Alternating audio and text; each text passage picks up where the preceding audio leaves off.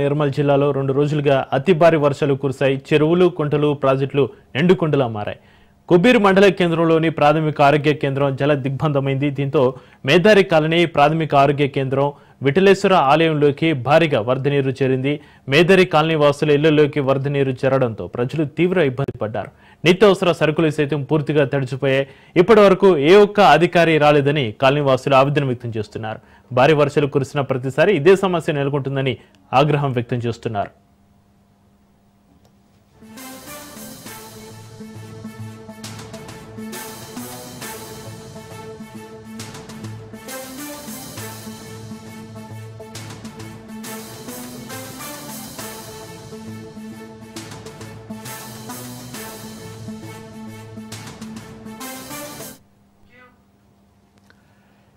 గత 2 రోజులుగా కురుస్తున్న భారీ వర్షాలకు గ్రామాలు అతలాకుతలం అవుతున్నాయి. నిర్మల్ జిల్లా తానూరు మండలంలోని కొల్లూరు గ్రామం జల దిగ్బంధమైంది. వరద నీరు గ్రామంలోకి వచ్చింది.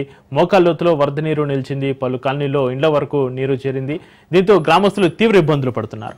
అటు పంట పొలాల్లో వరద నీరు చేరి చిన్నపాటి చెరువులను తలపిస్తున్న పరిస్థితి. అదేవిధంగా బోసి గ్రామంలోకి సైతం భారీగా వరద నీరు వచ్చింది.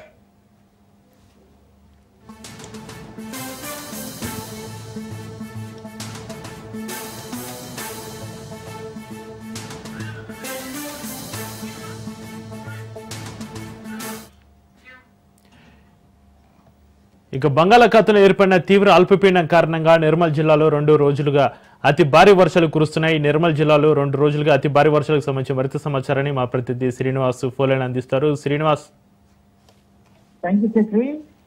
గత వారం రోజుల నుంచి వర్షాలు, మళ్ళా 2 రోజుల నుంచి భారీ వర్షాలతోటి నిర్మల్ జిల్లా అతలాకుతలమైందని చెప్పవచ్చు.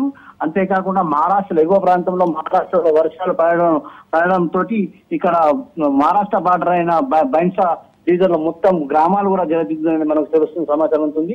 నిర్మల్ జిల్లా కుబూర్ మండలంలో ప్రాథమిక కేంద్రము, మేదర్ కాలనీ, విఠలేశ్వర ఆలయం కూడా మొత్తం మునిగిపోయింది. మునిగిపోయింది. బైన్సా గడ్డనా వాగులు ఒక్కసారి ఇన్ఫ్లో పెరగడంతో అవుట్ లో శుద్ధవాగు కాలనీ శుద్ధవాగులకు 20,000 క్యూసెక్ల నీళ్లు పంపడంతో అక్కడ పక్కన ఉన్న ఆలయాలు గాని నిర్మాణాలు గాని అన్ని జలదిగ్బంధమైంది.